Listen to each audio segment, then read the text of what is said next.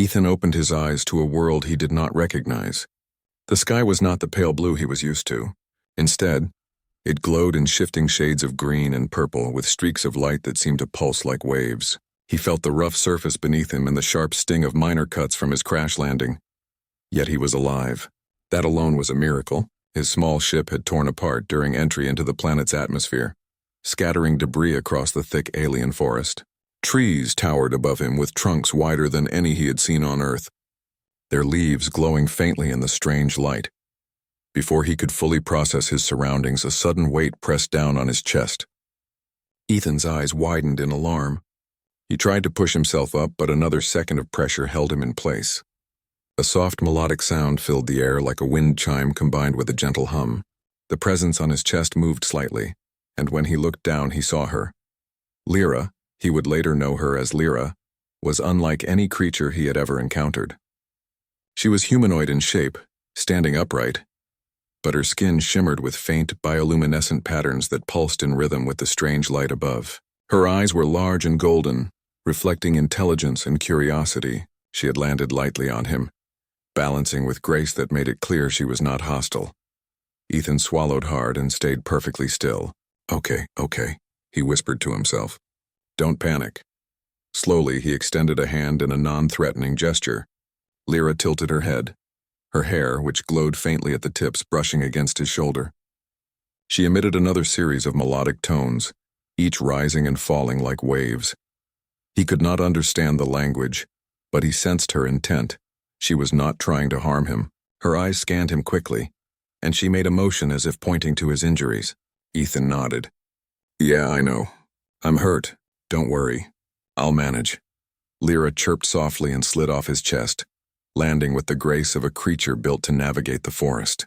She gestured for him to sit up. Every motion was elegant, precise, and deliberate. Ethan slowly pushed himself into a sitting position, testing his limbs.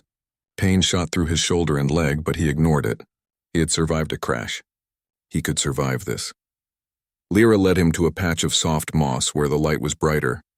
She crouched beside him and began tapping her fingers gently against a strange device on her wrist. A small holographic map projected into the air, showing glowing lines that Ethan could barely understand. He guessed it was some kind of communication tool or guidance device. Ethan studied the map. You're showing me? Where? He asked. Lyra looked at him and let out another soft, melodic trill. He didn't know the words, but he got the meaning.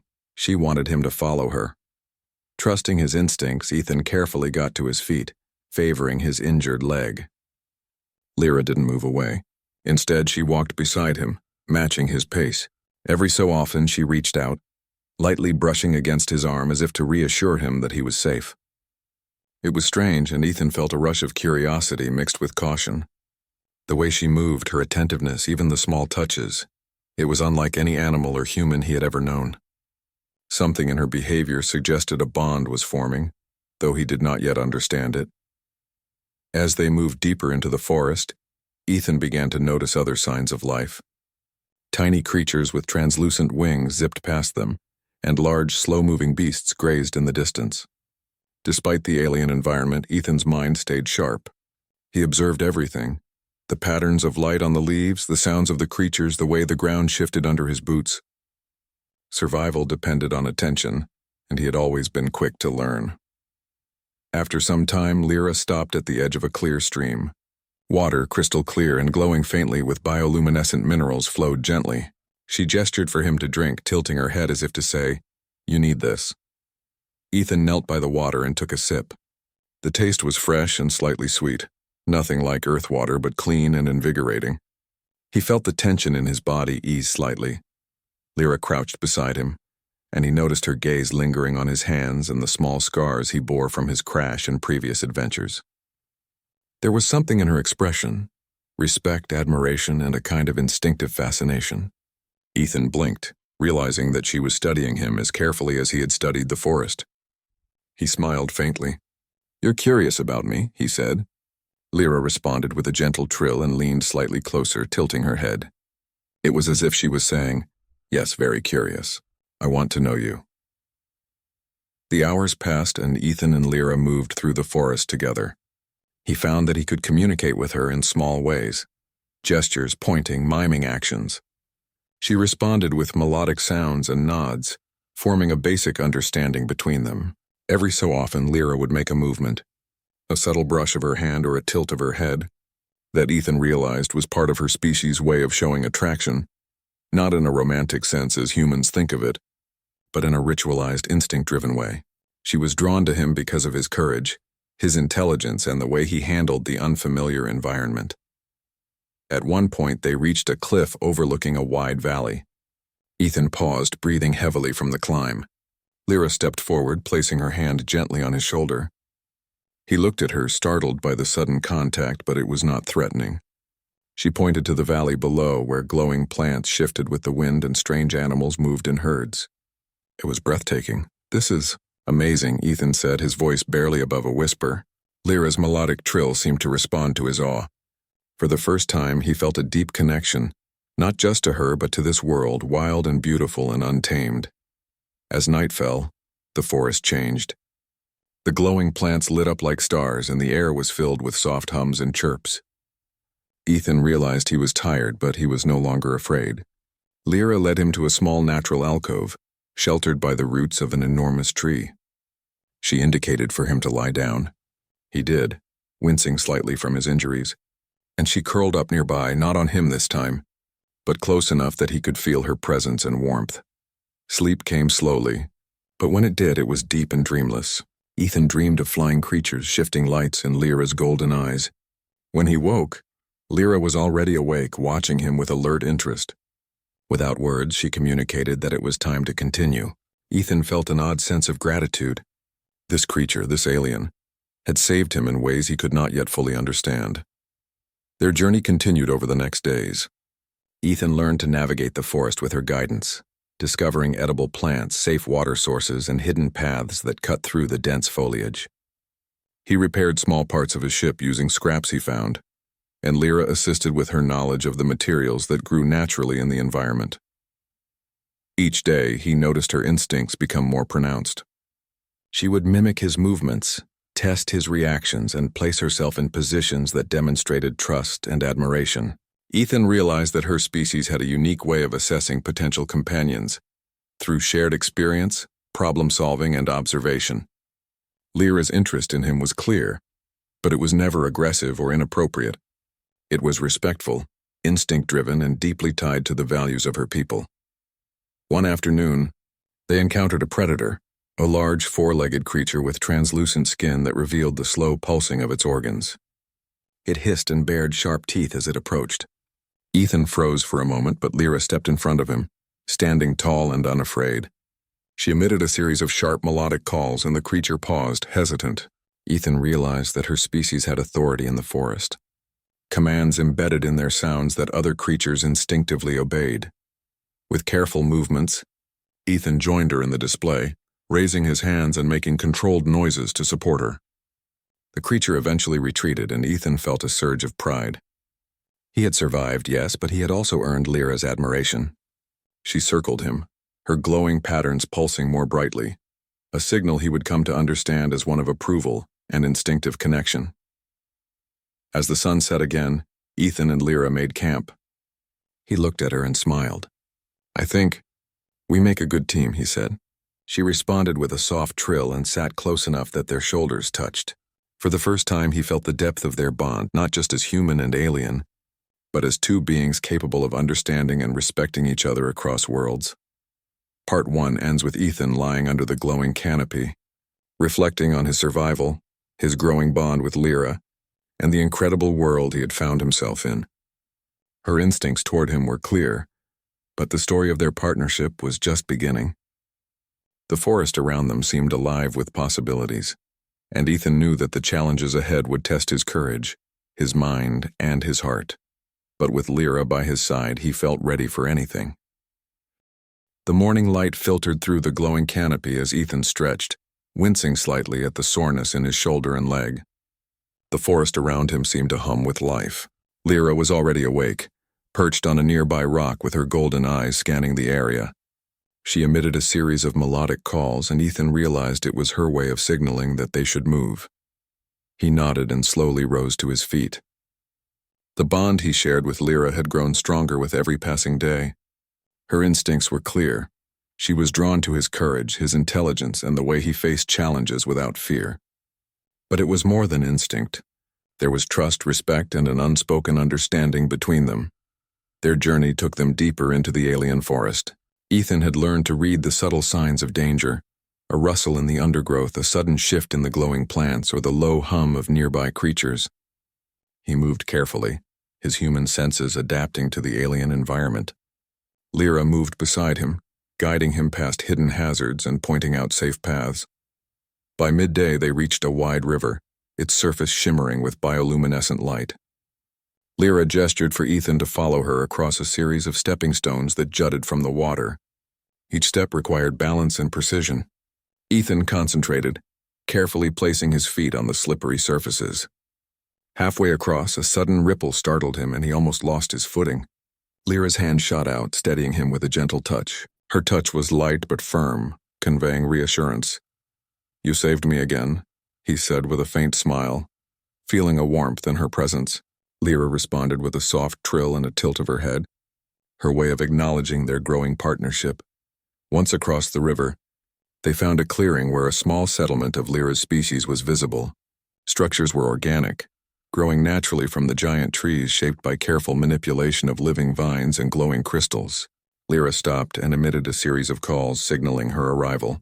Ethan followed cautiously. The members of her tribe emerged, their expressions wary as they observed the human.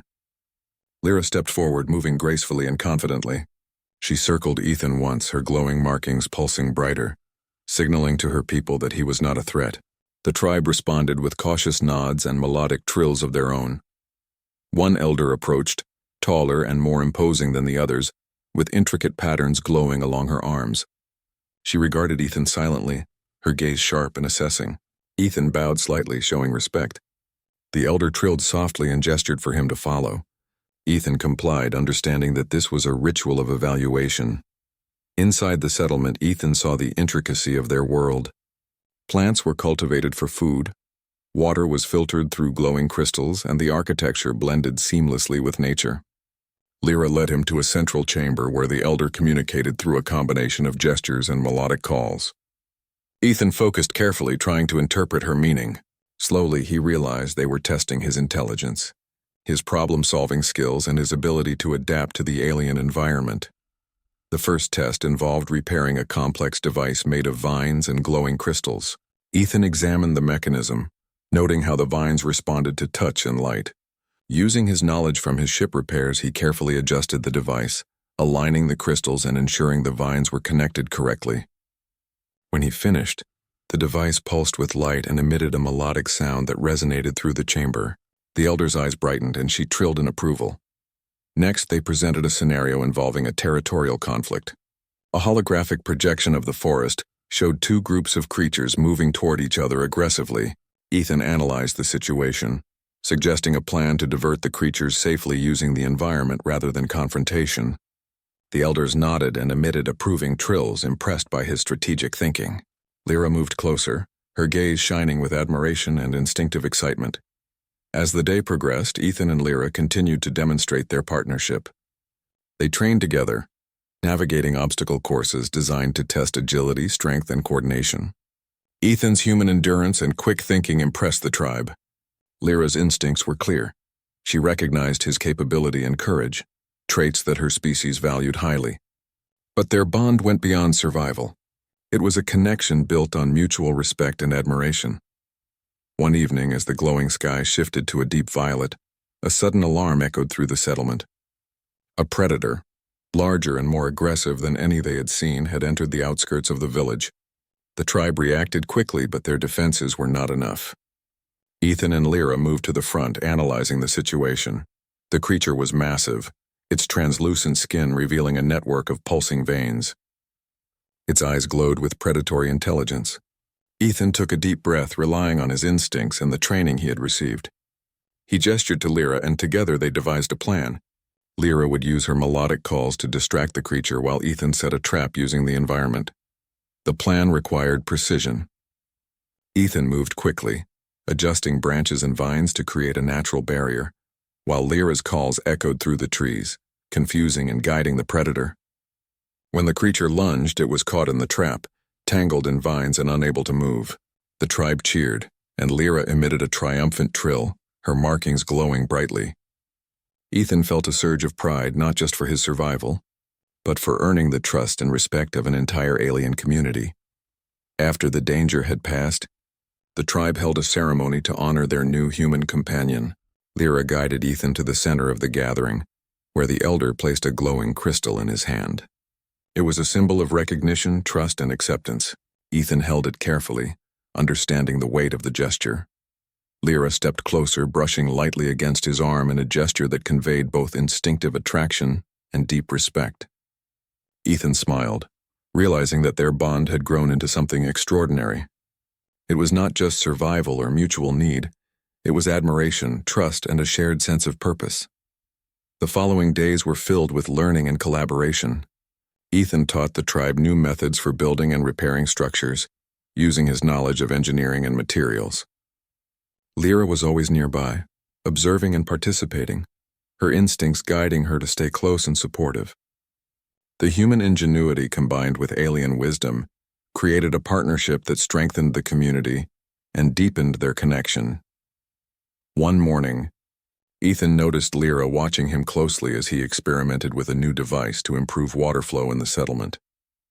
She moved closer, her golden eyes reflecting curiosity and instinctive fascination. Ethan laughed softly. "You really like watching me, don't you?" he said. Lyra responded with a melodic trill and a gentle touch on his shoulder. It was playful and respectful, a clear sign of her instinct-driven bond. Their relationship continued to grow naturally. Ethan realized that Lyra's species had a unique way of expressing attraction and admiration, not through words, but through actions, attention, and trust. He respected her instincts, understanding that they were part of the cultural and biological fabric of her people.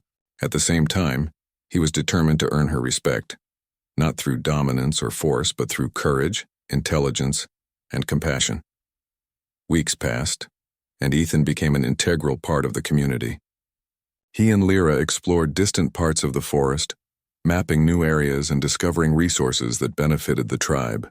They faced challenges together, sudden storms, territorial disputes with other creatures, and the occasional malfunction of alien technology. Each time, their teamwork and mutual trust allowed them to overcome obstacles that would have been impossible alone. During one of their explorations, they encountered a valley filled with enormous glowing crystals. The light refracted in dazzling patterns, creating an almost magical effect. Lyra moved carefully among the crystals, her markings pulsing in sync with the colors around them. Ethan watched her, feeling a deep admiration for her intelligence, grace, and instincts. "You're incredible," he whispered. Lyra responded with a soft trill and a tilt of her head, acknowledging his words in her way. As night fell, they returned to the settlement, where the tribe awaited news of their discoveries. The elders listened intently as Ethan and Lyra demonstrated the new knowledge and resources they had found. The tribe's excitement was palpable, and Ethan realized that his presence had a tangible impact. He was no longer just a survivor.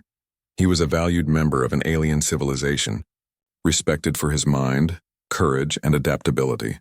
One evening, under the glowing canopy of the forest, Ethan and Lyra sat together on a high branch, looking out over the settlement. The bioluminescent lights of the trees reflected in their eyes, and a gentle breeze carried the sounds of the forest.